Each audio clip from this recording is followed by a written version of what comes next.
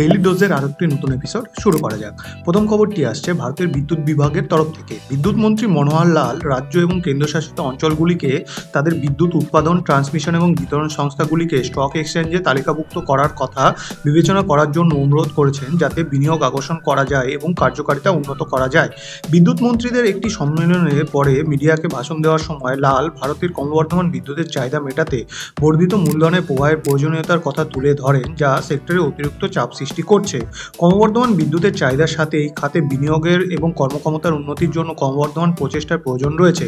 হরিয়ানা এবং গুজরাট তালিকার উদ্যোগগুলি অনুসরণ করতে আগ্রহ দেখিয়েছে, যা স্বচ্ছতা বাড়ানো এবং সেক্টরের আর্থিক স্বাস্থ্যকে শক্তিশালী করার জন্য প্রত্যাশিত। পারমাণবিক বিদ্যুৎ প্রকল্পের প্রচারও সম্মেলনের সময় একটি অগ্রাধিকার হিসেবে আবির্ভূত হয়েছে।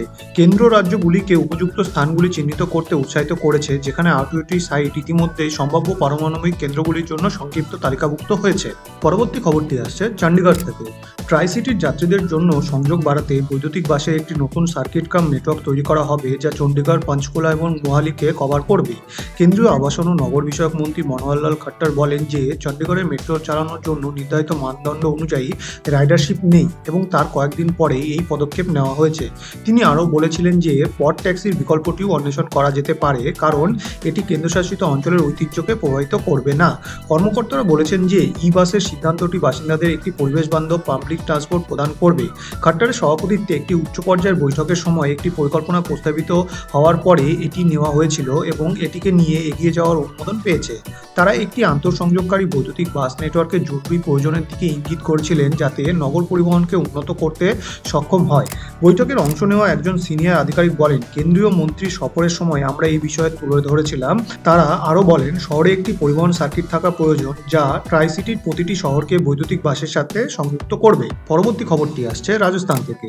Gujarat international finance tech city এবং Hyderabad information technology and engineering consultancy সিটির আদলে রাজস্থান সরকার জয়পুরের কাছাকাছি একটি হাইটেক সিটি গড়ে তোলার প্রস্তুতি নিচ্ছে। সম্প্রতি বোস্টন কনসাল্টিং গ্রুপ, একটি বহুজাতিক পরামর্শক সংস্থা, হাইটেক শহরগুলির ধারণার ওপর একটি উপস্থাপনা দিয়েছে, যার পরে রাজ্য সরকার জয়পুরের উপকণ্ঠে উপযুক্ত জমির সন্ধান শুরু করেছে। নগর উন্নয়ন ও আবাসন বিভাগের সচিব বৈভব গালরিয়া টিওআইকে বলেছেন, আমরা জয়পুরের উপকণ্ঠে একটি হাইটেক শহর তৈরি করতে যাচ্ছি। আমরা শহরের মূল এলাকা এবং পেরিফেরাল উন্নয়ন ঘটবে এমন এলাকার জন্য প্রয়োজনীয় জমির পরিমাপ নির্ধারণ করার চেষ্টা করছি। সেই অনুযায়ী আমরা জমির পার্সেল নির্বাচন করতে যাচ্ছি। 2024-25-এর রাজ্য বাজেটে অর্থমন্ত্রী দিয়া কুমার জয়পুরের উপকণ্ঠে একটি হাইটেক শহর ঘোষণা করেছিলেন। এরপরই হাইটেক সিটির মূল ধারণাটি বোঝার জন্য রাজ্য সরকার বহুজাতিক পরামর্শক সংস্থার সাথে যোগাযোগ করে। আজকে শেষ খবরটি আসছে এইচডিএফসি ব্যাংকের তরফ থেকে। একটি কৌশলগত পরিবর্তনে এইচডিএফসি ব্যাংক তার প্রাক্তন অভিভাবক এইচডিএফসি এর সাথে একীভূত হওয়ার সময় অর্জিত বেশ কয়েকটি উচ্চমূল্যের সম্পত্তি বিক্রি করার পরিকল্পনা করেছে। প্রধান বাণিজ্যিক ও আবাসিক সম্পত্তি সহ এই সম্পদগুলির বিক্রয় ব্যাংকের জন্য প্রায় 3 বিলিয়ন কোটি টাকার আদায় দিতে পারে।